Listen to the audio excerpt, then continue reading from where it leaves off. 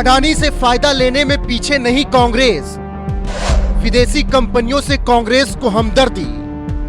अडानी से लाभ ले रही विपक्षी राज्य सरकारें, विदेशी कंपनियों से कांग्रेस का पुराना रिश्ता।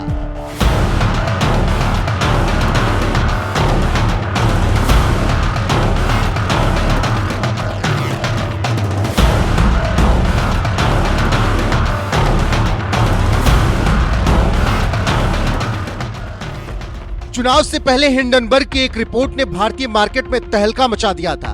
विदेशी ताकतों को लगा कि मोदी को तीसरी बार इसी के सहारे हटा देंगे, लेकिन ऐसे साजिशकर्ताओं की एक भी नहीं चल पाई और देश में लगातार तीसरी बार मोदी सरकार आ गई। अब जब हैट्रिक लगी तो कांग्रेस के साथ साथ विदेशी ताकतों की भी हालत खराब हो गई, क्योंकि उनके सपने पूरे नहीं हो पाए। ऐसे में 10 अगस्त की सुबह एक बार फिर से भारत की मार्केट को बर्बाद करने के लिए हिंडनबर्ग चेतावनी देता है, जिसे मुद्दा बनाकर कांग्रेस मोदी सरकार पर हमलावर हो जाती है। तो अब एक स्वतः सवाल उठता है कि क्या अडानी महाघोटाले की जांच इसलिए नहीं हो रही थी क्योंकि जिसको जांच करनी थी इस रिपोर्ट के अनुसार, इस रिपोर्ट के मुताबिक वो कहीं ना कहीं उसमें संलग्न थी। उच्चतम न्यायालय बार बार निवेश की जानकारी मांगता था, सेबी बार बार इधर उधर बगले झांकता था। सेबी ने तो यह तक कह दिया था, we have drawn a blank, हमें कुछ मिल ही नहीं रहा है। ये मिनिमम लेवल पर, at the absolute minimum level, ये पारदर्शिता के तार तार करता है। And at the absolute maximum level ये संभवतः सबसे बड़ी क्रिमिनल कंस्पिरेसी है। एक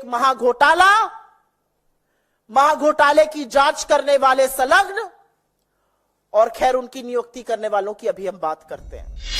बड़े शातिराना अंदाज में कांग्रेस ने बीजेपी पर हमला बोलकर हिंडनबर्ग पर पहले की तरह ही आंख बंद करके विश्वास तो किया, लेकिन अडानी के शेयरों को इस बार गिराना आसान नहीं था, जिसके बाद कांग्रेस की पोल पट्टी खोल दी गई।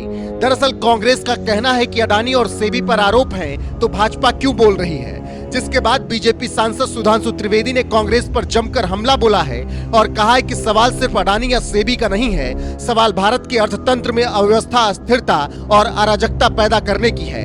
इसके साथ ही साथ सुधांशु त्रिवेदी ने कांग्रेस को लेकर ऐसा खुलासा किया जिसे सुनकर शायद अडानी की विरोध में खड़ी पूरी कांग्रेस तुरंत एक्शन में आ जाएगी और हर एक कॉन्ट्रैक्ट को रद्द करके अडानी को करारा जवाब देगी।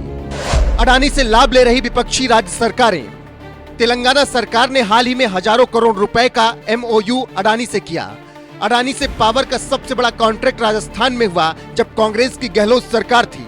अडानी से हजारों करोड़ रुपए का कॉन्ट्रैक्ट छत्तीसगढ़ की भूपेश बघेल सरकार में हुआ, ये माइंस का कॉन्ट्रैक्ट था।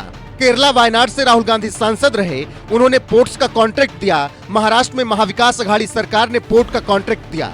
ममता बनर्जी अडानी को कॉन्ट्रैक्ट पर कॉन्ट्रैक्ट लगातार दिए जा रही हैं। मतलब जहां भी कांग्रेस या इंडिया ब्लॉक की सरकार है, वहां भर भर के अडानी को कॉन्ट्रैक्ट दिए गए और पूंजी निवेश लिया गया। लेकिन जहां बीजेपी की बात आती है तो विपक्ष के पेट में दर्द शुरू हो जाता है।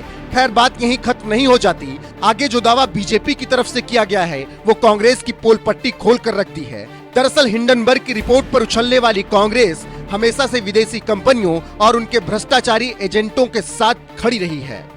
विदेशी कंपनियों से कांग्रेस का पुराना रिश्ता, हिंडनबर्ग से कांग्रेस को हमदर्दी क्योंकि देश की अर्थव्यवस्था बर्बाद करनी है। 1984 में यूनियन कार्बाइड के साथ खड़ी रही कांग्रेस वारेन एंडरसन को भगाया।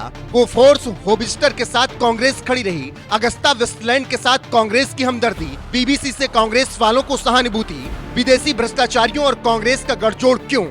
Warren Anderson, Ottavio Quattrocchi, Guido Haschke, Christian Michel जैसे विदेशी भ्रष्टाचारी एजेंट कांग्रेस के साथ ही क्यों? ये सब दावे बीजेपी सांसद सुधांशु त्रिवेदी की तरफ से किए गए, जिसके बाद सवाल उठता है कि अगर अडानी से इतनी ही दिक्कत है तो विपक्ष की राज्य सरकारें कॉन्ट्रैक्ट कैंसिल क्यों नहीं करती? ये रिश्तेदारी क्यों निभाई जा रही? मतलब साफ है कि भारत की अर्थव्यवस्था को ध्वस्त करने के लिए विदेशी संस्थानों का हौसला बढ़ाने में कांग्रेस बढ़ चढ़कर हिस्सा ले रही है। ऐसे में कांग्रेस इन आरोपों से कब तक मुंह फेरेगी ये तो वही जाने, लेकिन जनता जवाब मांगती है कि विदेशी एजेंटों से इतनी हमदर्दी कांग्रेस को हमेशा से क्यों रही है।